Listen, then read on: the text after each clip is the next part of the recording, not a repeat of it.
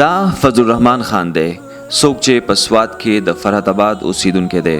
فضل الرحمن خان د خپل ژوند په 43 کلونو کې 43 کاله په بهر ملکونو کې تیر کړي دي.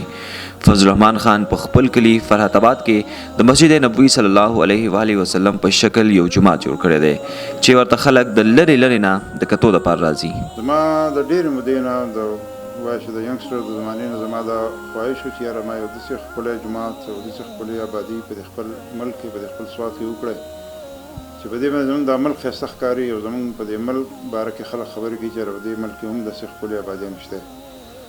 نو د هغې الله تعالی بیا ما مدد وغوښت الله تعالی نه او د الله تعالی په مدد او د هغه په دغه سره رحم و کرم سره ما د دې جومات بنیاد کېښود د خپل کور مخې ته په خپله ځمکه کې. په دغه جومات په نومبر 2013 کې کار شروع شو او په مارچ 2021 کې سر ته ورسېدو. په دغه جومات کې 800 کسان په یو وخت مونځ ادا کولی شي. تقریبا 2.5 سال په دې باندې په دې پروژیکټ باندې لګېدلي دي. خو دا چې چونکې دا ډېر یو پیچیده باندې پروژیکټ و، په ځمکې لاندې ابادي وه، بیا د ځمکې له پاسه ابادي وه، بیا د سټونینګ و، بهر سټونینګ و، بهر دننه سټونینګ و او ډېر په احتیاط سره موږ د یو ګټه ایښوده. نو دومره دا ټایم پکې ځکه ولګېدو او بیا آخري کال یو کال چې زه رالم د خپل دغه نه د سعودیا نه زه واپس شوم، نو یو کال سره پاسه یو کال بیا ما په خپله په دې باندې محنت کړی دی. فینیشنګ ټول چې ما په خپله باندې کړی دی او الحمدلله. مطلب دا چې زموږ د ملک ته چې کوم د نور صوبو نه کوم د ټوریزم وال خلک راځي نو تقریبا ټول ګاډي دې ته ودرېږي او فوټوان تیالي او ویډیوګانې جوړوي، دننه راځي جومات ګوري، ښځې زنانه سړي ټول. د جومات په څلورم چت د تبلیغیانو دپاره بهترین انتظام شوی دی. دا جومات په 2.5 مربع فوټ باندې تعمیر شوی.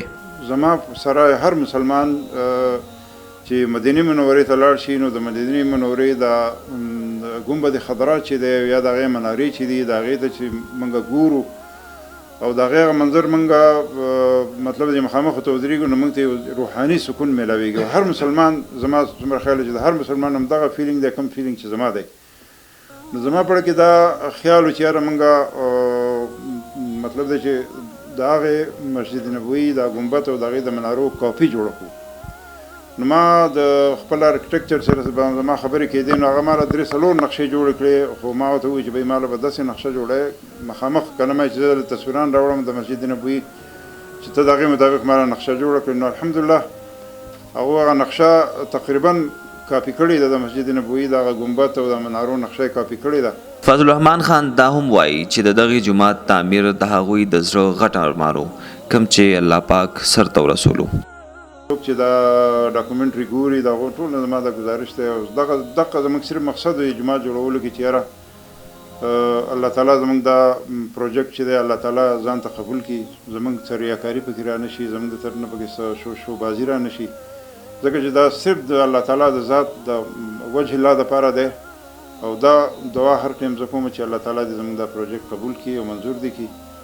او په دې کې زما سره چې کوم ملګرو زما سره سعودیان دي ملګري دي زما هغو زما سره په دې کې ډېر لاس خلاص کړی دی او ډېر مدد یې زما سره کړی دی. زه الله تعالی نه دا دعا کوم چې الله تعالی دې د هغوی مور پلار د هغوی بال بچ په باره کې دا صدقه قبوله کړي او زموږ هم دی الله تعالی زما د وروڼو زما مړ یو مشر ورور مې د هغه په باره کې زموږ مور پلار خویندې وروڼه زموږ باره کې دی الله تعالی دا زما د بچو باره کې الله تعالی دا پروجیکټ قبول کړي منظور کړي. په دې جومات کې بهترین د اودس ځای موجود دی. په دیوالونو ماربل، په ځمکه ښکلي قالینونه، محراب کې ډېر نری کار او په ستنو هم ډېر کړاو شوی. بېشک د ځمکې په سر باندې جوماتونه د الله پاک د ټولو نه زیات د خوښې ځایونه دي. همځکه خو حاجي فضل الرحمن صاحب د خپل جیب نه یو غټ لاګت ولګولو او په سوات فرحت آباد کې د مسجد نبوي په نقشې په طرز باندې یو جومات جوړ کړو. کیمرامین رایټ سره وحید الله خان، فرحت آباد، سوات.